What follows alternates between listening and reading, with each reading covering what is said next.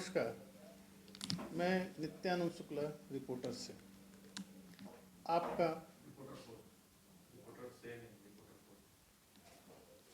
फिर शुरू करते हैं कट कर। नमस्कार, मैं नित्यानंद शुक्ला रिपोर्टर पोस्ट से आज आपके बात आपके साथ में स्वागत है। आज हम चर्चा करेंगे बिहार के झारखंड की। सबसे पहले बात करते हैं बिहार की। रामचरितमानस हिंदू धर्म में या सनातन धर्म में जो रामचरितमानस है, प्रभु श्री राम के उनका वर्णन है, उनके चरित्र का है, ये सब जानते हैं। लेकिन बिहार में अभी एक नया दौर चल रहा है। हमेशा ये कहा जाता है एक पार्टी राम का नाम लेकर मुद्दों को भटकाती है रियल इशू से, लेकिन बिहार में भी दौर चल चुका है कि मुख्य मुद्दे से ध्यान भटकाया जाए और उसके लिए भी सहारा बने हैं राम। जी हाँ, बिहार भी राम के सहारा बने हैं। रामचरितमानस को लेकर बिहार के शिक्षा मंत्री डॉक्टर शेखर ने आपत्तिजनक बयान दिया था और इसके बाद अब आरजेडी के उपाध्यक्ष शिवानंद तिवारी की एंट्री हुई है। शिवानंद तिवारी ने कहा है कि रामचरितमानस में कूड़ा करकट भरा हुआ है। जी हाँ, उन्होंने अपने बात को समर्थन देने के लिए राम मनोहर लोहिया का उल्लेख किया है। अब बात ये आती है कि रामचरितमानस का वर्णन क्यों किया जा रहा है बिहार में। तो आपको बताते चले कि बिहार अभी नीतीश कुमार समाधान यात्रा निकाले हुए हैं। शिक्षा मंत्री हो या शिवानंद तिवारी हो, दोनों आरजेडी के हैं। गया में अभी पुलिस लाठीचार्ज भी हुआ था। ये बीजेपी और जदयू के अंदर का अंतर्कलह दिखता है कि नीतीश कुमार के समाधान यात्रा को कहीं दबाया जाए और मुद्दों को उठाकर दूसरे तरफ ले जाया जाए। नीतीश कुमार जैसे इसके पहले आरजेडी के मंत्री पर चुप्पी साध लिए थे जब उनके बारे में खुलेआम कृषि मंत्री ने बयान दिया था, हालांकि बाद में उन्हें इस्तीफा देना पड़ा। नीतीश कुमार से जब शिक्षा मंत्री के बयान की चर्चा की गई तो उन्होंने साफ इनकार कर दिया किसी जानकारी होने से। अब शिवानंद तिवारी आए हैं, तो ये क्या नीतीश कुमार को काटने के लिए ये खेल चल रहा है आरजेडी के द्वारा।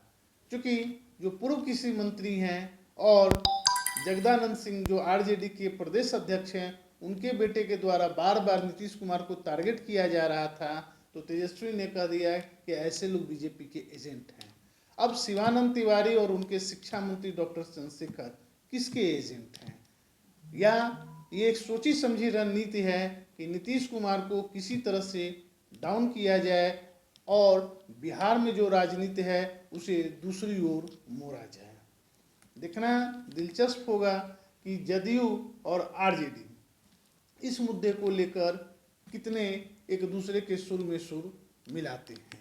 रामचरितमानस हालांकि भारतवर्ष में हिंदू धर्म के देवी देवताओं या उनके धर्म ग्रंथों को अपमान करना कोई नई बात नहीं है।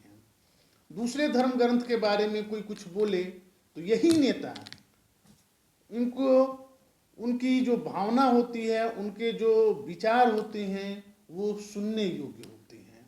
वो किस तरह से उस पर रिएक्ट करते हैं उसको भी सुनने योग्य होता है। लेकिन हिंदी देवता देवी देवता और उनके धर्म ग्रंथ पर टिप्पणी करना जैसे उनका जन्मसिद्ध अधिकार है और इस पर ये जातीय कभी समीकरण खेला जाता है, कभी कोई समीकरण खेला जाता है, जबकि हम लोग के धर्म ग्रंथों में ऐसी कोई भी चीज़ नहीं है जिसमें जाति को या किसी व्यक्ति को नीचे दिखाने की हो। लेकिन कुछ वेस्टेड इंटरेस्ट है कि जाति धर्म जाति प्रथा को कितना स्ट्रांगली उभारा जाए ताकि उसे इलेक्शन में फ़ायदा हो, ताकि हिंदू अगर जो पोलराइज होंगे तो उसका फायदा शायद बीजेपी को मिलेगा। इसलिए जातीय समीकरण को उकेरो और दूसरे धर्मों के प्रति कोई कुछ बोलता है तो उस पर रिएक्ट ऐसे करो जैसे कुछ गलत हुआ हो, और हिंदू धर्म देवी देवताओं को या उनके पुस्तकों पर कुछ बोला जाए तो वो इस दायरे में नहीं आता है। फिलहाल ये जदयू और आरजेडी के अंतर्कलह की निशानी है जो इस पर आ रही है, क्योंकि बिहार में नौजवानों को जो नौकरियों देने का सवाल था उस पर कहीं न कहीं तेजस्वी यादव फेल होते हुए नजर आ रहे हैं, तो अन्य मुद्दों को उठाया जा रहा है। दूसरी बात हम करते हैं झारखंड की। कांग्रेस के जो सस्पेंडेड विधायक हैं इरफान अंसारी, आज उन्हें ईडी के द्वारा समन किया गया था, लेकिन उन्होंने अपने हेल्थ का हवाला देकर वहां अपने वकील के द्वारा 2 सप्ताह का समय मांगा है। 2 और विधायक जो इनके साथ कलकत्ता में पकड़े गए थे कैश के साथ, और उसमें आरोप लगा था कि ये लोग झारखंड में सरकार गिराने के लिए पैसा लेकर जा रहे थे और कुछ और विधायकों को इनके साथ जुड़ना था।